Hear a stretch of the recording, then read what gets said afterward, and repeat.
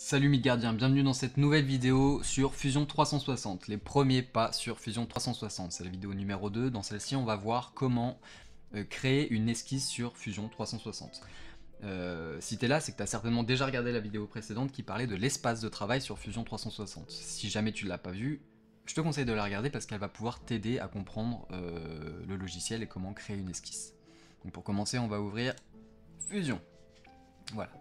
Donc là on se retrouve sur la même page que dans la vidéo précédente et là on va aller cliquer tout en haut à gauche sur créer une esquisse. Quand je vais cliquer sur créer une esquisse, il y a pas mal de choses qui vont apparaître en plus sur mon écran. Donc là je clique dessus et déjà le logiciel me demande de choisir, de sélectionner un plan sur lequel je vais pouvoir faire mon dessin en 3D. Alors un plan c'est ni plus ni moins qu'une face plane sur lequel je vais pouvoir faire mon dessin en 2D. Voilà. Donc là je vais sélectionner la vue du dessus. Une fois que j'ai validé et que j'ai sélectionné ma vue, j'ai plusieurs choses qui apparaissent à l'écran. Déjà, ici, dans mon navigateur, j'ai un onglet esquisse qui vient de se rajouter. Donc c'est ce que j'expliquais dans la vidéo précédente, c'est ici, dans notre navigateur, que toutes nos actions vont venir se répertorier. Donc là, étant donné que je suis en train de créer une esquisse, il me crée un nouvel onglet dans lequel il y aura mes esquisses. Ici, au niveau des onglets solides en surface, tôlerie et outils, en plus on a l'onglet esquisse qui vient d'apparaître. Au même titre que dans l'onglet solide, on va se retrouver avec un onglet créer, modifier, inspecter, insérer, sélectionner. En plus on aura l'onglet contrainte et un onglet terminer l'esquisse. Et en dernier point, on a aussi ce nouvel encart qui vient apparaître, donc l'encart palette d'esquisse dans lequel on va avoir 2-3 petites options qui vont nous permettre de faciliter notre conception de l'esquisse. Petite explication de ce que c'est qu'une esquisse. Une esquisse, ça va être une représentation 2D de la forme qu'on va vouloir faire en 3D. Si on veut faire un cube, la représentation 2D d'un cube, c'est un carré. La représentation 2D d'une sphère, c'est un cercle. Voilà, donc c'est important de faire la différence. Si vous regardez un carré de face, vous allez voir un carré. Si vous regardez une sphère de face, vous allez voir un cercle. En réalité, une sphère, quel que soit l'angle dans lequel vous le regardez, vous verrez un cercle. Voilà.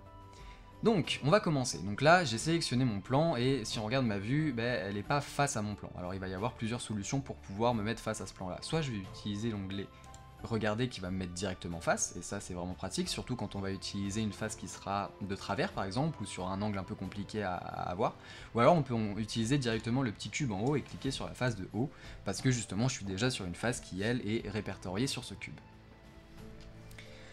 Donc, ce qui va nous intéresser aujourd'hui, ça va être de créer et de modifier.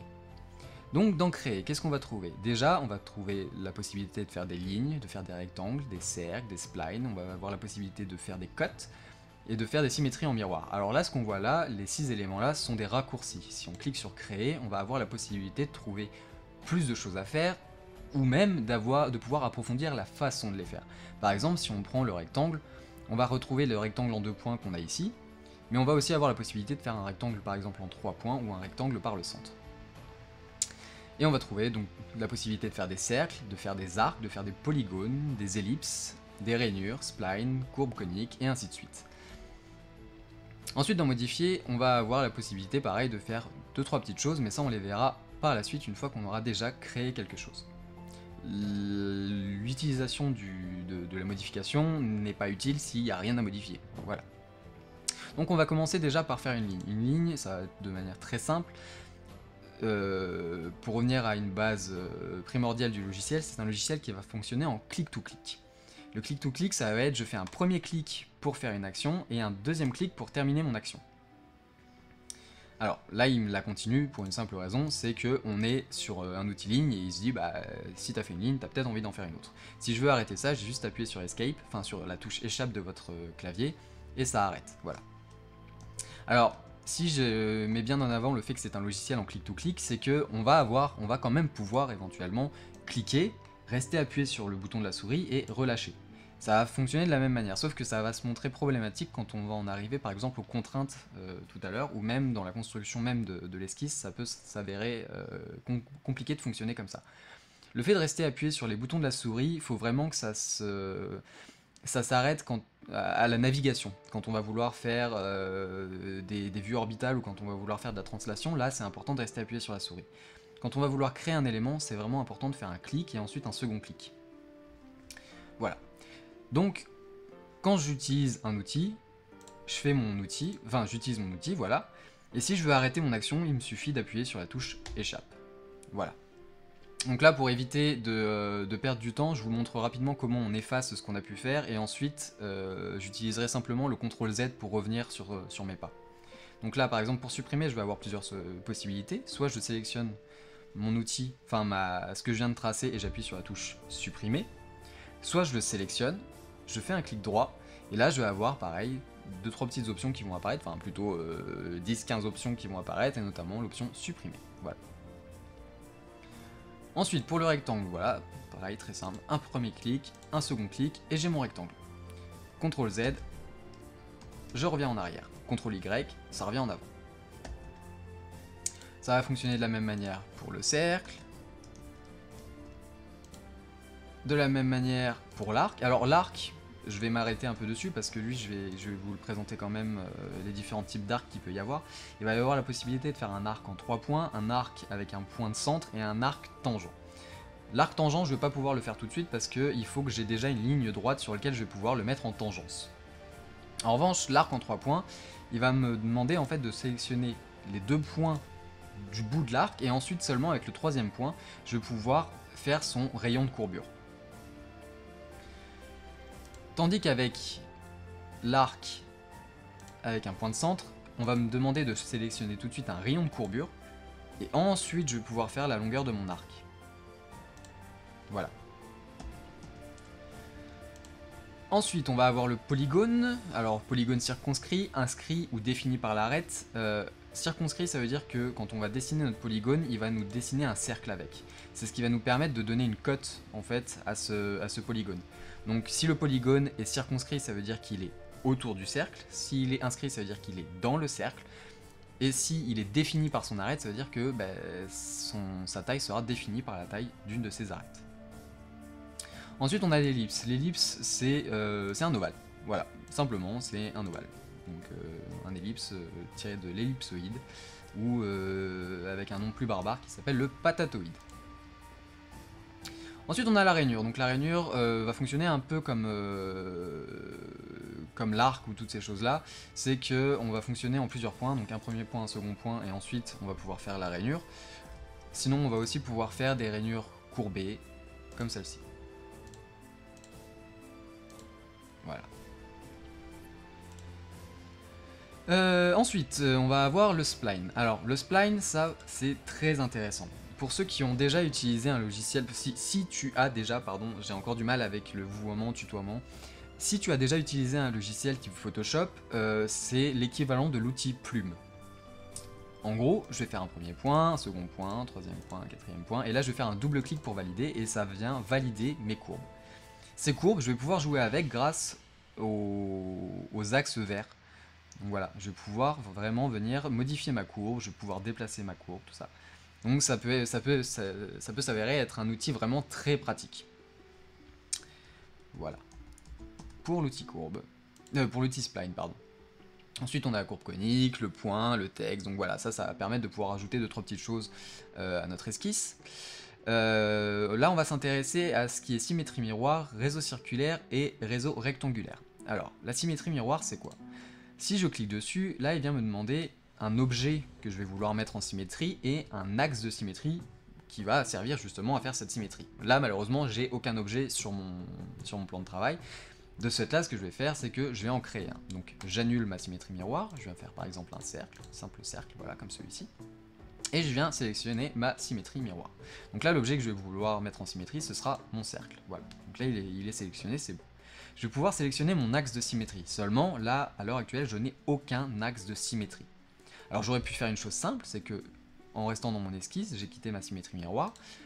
Je viens créer un trait comme celui-ci, par exemple, et lui dire, voilà, je viens refaire ma symétrie miroir, mon objet, c'est mon cercle, et mon axe de symétrie, c'est le trait que j'ai créé. Voilà. Et auquel cas, si je valide, là, voilà, mes objets sont en symétrie, si j'en déplace un, ça déplace l'autre. Il y a une autre solution. Plutôt que de créer un trait dans mon esquisse, je vais pouvoir utiliser des choses déjà existantes dans mon fichier. Dans mon fichier, de base, quand je crée un nouveau document sur Fusion, je vais avoir les origines. Là, elles sont masquées parce que je suis dans une esquisse, donc il va les masquer automatiquement, mais je peux les faire réapparaître si j'en ai envie. Donc, comme dans la première vidéo, à côté, on voit que l'œil, il est barré. J'ai juste à cliquer dessus et mes esquisses, mes origines pardon, réapparaissent. Et je vais pouvoir les utiliser dans ma conception. Donc là par exemple si je réutilise ma symétrie miroir, je viens sélectionner mon cercle et mon axe de symétrie, je viens sélectionner l'axe bleu qui est là. Voilà, et je valide. Enfin, et ça me fait une symétrie. Alors, j'enlève mon axe de symétrie pour vous montrer pour te montrer une petite chose, c'est que au final, c'est pas réellement l'axe que ça vient sélectionner, c'est plutôt une face. Voilà. Donc c'est la face qui est résultante du croisement entre l'axe vert et l'axe bleu. Voilà. Mais au final, ça fonctionne de la même manière. On voit une petite chose qui vient d'apparaître là, c'est un trait violet. Si je masque mon origine, le trait violet il reste. Étant donné que j'ai utilisé un élément extérieur à mon esquisse pour créer quelque chose dans mon esquisse, il l'a utilisé et il l'a réintégré directement dans mon esquisse. Et ça, c'est ce qu'on appelle justement une projection. Les projections qui se situent juste ici. Donc on a la possibilité de faire soit des projections, soit des intersections. Une projection, ça va être très simple, c'est que je vais aller chercher un élément déjà existant dans mon fichier et je vais lui demander qu'il apparaisse dans mon esquisse. L'intersection, ça va être quand mon esquisse va passer à travers un objet déjà existant et je vais pouvoir faire justement lui demander de me dire à l'endroit où mon esquisse croise mon objet, je vais pouvoir faire apparaître un trait. Donc voilà, donc les traits vont apparaître en violet comme celui-ci. Donc je reviens en arrière et on va parler maintenant du réseau circulaire. Alors le réseau circulaire, ça va permettre une multiplication d'un dessin ou de plusieurs dans une esquisse par rapport à un point, par rapport à un axe. Donc là, je vais sélectionner mon objet, mon point de centre, ça va être celui-ci par exemple, et là il va me faire une répétition par exemple de 3. Donc je vais avoir la possibilité de changer et d'en mettre 5 par exemple, et il va me faire 5 répétitions de mon cercle de base. Donc au même titre, si je le déplace, ça vient déplacer les autres avec. Ça évite d'à chaque fois devoir refaire le cercle, essayer de faire le schéma soi-même. Il y a des options comme ça qui permettent de le multiplier directement. Et de ce fait là, mince, on revient un peu en avant, voilà. De ce fait là, le réseau rectangulaire va fonctionner un peu de la même manière, sauf que lui il va fonctionner par rapport à des coordonnées X et Y. Et pour finir, la cote d'esquisse. La cote d'esquisse, on va pas la regarder tout de suite parce qu'elle va être en très grand lien avec les contraintes qu'on verra tout à l'heure. Ou qu'on verra en tout cas dans la vidéo suivante. Donc ça, on regardera par la suite. Ensuite, dans l'onglet modifier, on va avoir la possibilité de faire certaines choses, notamment un congé. Alors un congé, qu'est-ce que c'est? Ça va être le fait d'arrondir un angle. Donc là, par exemple, j'ai un rectangle.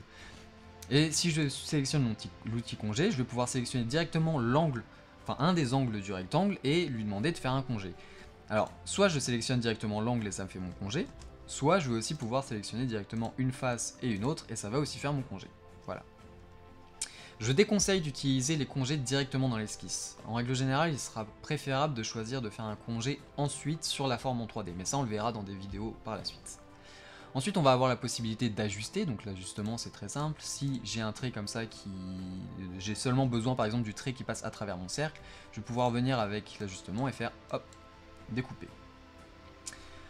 Au même titre, on va avoir aussi l'option de prolonger, donc ça va me permettre de prolonger mon trait. Ensuite, pareil, couper. L'échelle d'esquisse. L'échelle d'esquisse, ça va permettre de changer les dimensions de notre dessin. Ça va être principalement utile quand on va importer un DXF.